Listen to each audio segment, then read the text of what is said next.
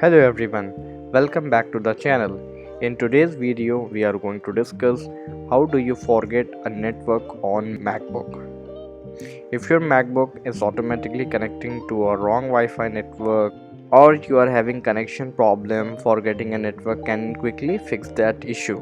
This video works on most versions of macOS and will help you remove saved Wi-Fi networks from your device. So let's get started. First, click on this Apple icon here. Now open System Preferences. Now here you can see Network option. Click on Network. Under Network you can see here I have connected to the Wi-Fi network. It is showing here. Now click on Advanced here. As you can see here the list of Wi-Fi networks which I have connected earlier. You can see here the list.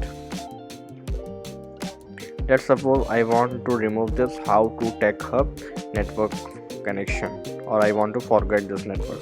What I have to do is simply select this network and just click on this minus icon.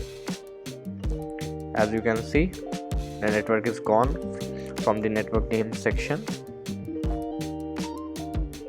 And secondly, if I want that, if I open my MacBook and I do not want to auto join any network, what I have to do, as you can see here G84 auto join is checkbox.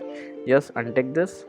Now if I open my MacBook, this will not automatically connect to this G84 particular network,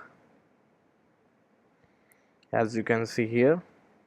Now if I want to see the IP address of that, just click on this IP and here you can see the IP address and DNS, WINS, proxies and hardware. So this is the simple step, and that's it. That's how you forget a Wi-Fi network on a MacBook.